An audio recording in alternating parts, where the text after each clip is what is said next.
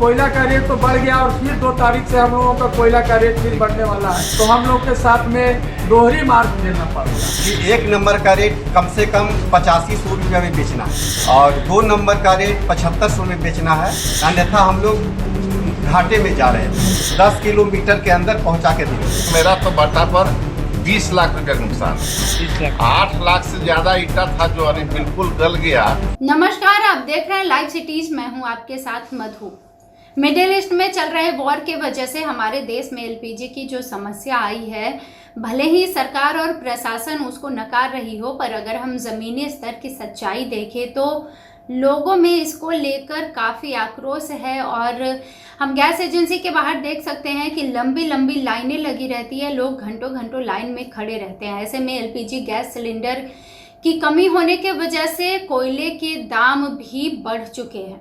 कोयले के दाम से अब देखिए ईंटों के दाम भी प्रभावित हो रहे हैं। खबर है नवादा जिले से, जहां ईंट भट्ट संचालक संघ के द्वारा बैठक की गई और बैठक में ये निर्णय लिया गया कि अब ईंटों के दाम भी बढ़ाए जाएंगे। आइए आपको बताते हैं कि पूरा मामला क्या है। नवादा जिले के रजौली अनुमंडल ईंट भट्टा संचालक संघ की बैठक आज हुई, यानी रविवार को ही रजौली अनुमंडल मुख्यालय स्थित हरदिया अंतर्गत NH 20 के समीप होटल अभिनंदन है, वहां के भोजनालय परिसर में ईंट भट्टा संघ के द्वारा जो अध्यक्ष हैं वीरेंद्र प्रसाद, उनकी अध्यक्षता में ये बैठक की गई। आपको साथ ही बता दें कि इसमें विभिन्न प्रखंड के 100 से अधिक ईंट भट्ट संचालक शामिल हुए। सभी ने ईंट भट्टा के संचालन व बिक्री से संबंधित अपनी समस्याओं को रखते हुए बताया कि अत्यधिक वर्षा होने के कारण ईंट भट्टों को काफ़ी क्षति पहुंचा है। इस नुकसान के चलते उत्पादन में भी काफ़ी घाटा हुआ है। और आइए हम आपको सुनवाते हैं कि वहाँ जो संचालक आए हुए हैं उनका क्या कुछ कहना है। हम मुरैना पंचायत के रहने वाले हैं। मुरैना में मेरा भट्टा है और इस बार जो बारिश हुआ है उसमें बेहद नुकसान हुआ है। कहीं कहीं इतना नुकसान हुआ, मेरा तो भट्टा पर 20 लाख रुपया का नुकसान, 8 लाख से ज्यादा ईटा था जो अभी बिल्कुल गल गया और लगभग 3 दिन सीढ़ी चलवा के पानी बाहर किए हैं, तब जहां जाकर के सूखा है। और आज एक ईटा नहीं है पूरे भट्टा पर और भट्टा खड़ा है, चिमनी भट्टा। और उसके बाद भी कोयला का खपत प्रतिदिन हो रहा है, लगभग 8 दिन में 1 ट्रक कोयला का खपत हो जाना है।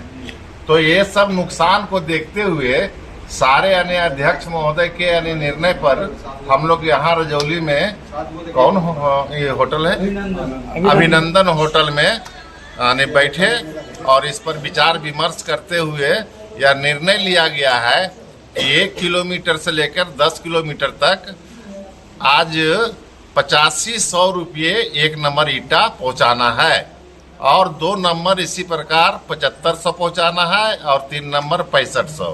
साथ में एक गुड़िया ईटा है, उसको 6500 रुपया रखा गया है और 7500 रुपया पिकेट रखा गया है। आधा का टुकड़ा जो होता है 3 पौआ, वो 3000 रुपया प्रति डल्ला जाएगी रखा गया है।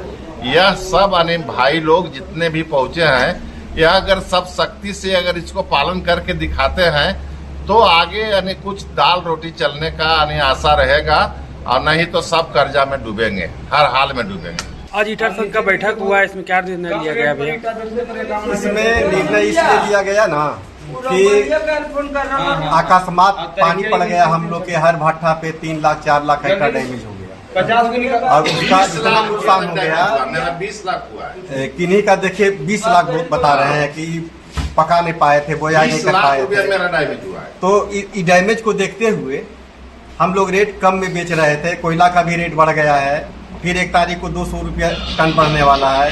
तो सारा वस्तु स्थिति को देखते हुए हमारे सभी भाई के बीच में यह निर्णय लिया गया कि 1 नंबर का रेट कम से कम 85-100 रुपया में बेचना है और 2 नंबर का रेट 7500 में बेचना है और 3 नंबर का रेट 6500 में बेचना है और गुड़िया 6500 और पिकेट 7500 और टुकड़ा को 3000 में बेचना है। तब हम लोग को थोड़ा सा कुछ मिल पाएगा, अन्यथा हम लोग घाटे में जा रहे थे।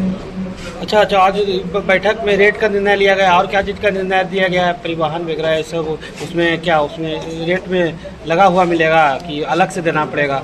नहीं, वो 10 किलोमीटर के अंदर पहुंचा के देंगे। 10 किलोमीटर।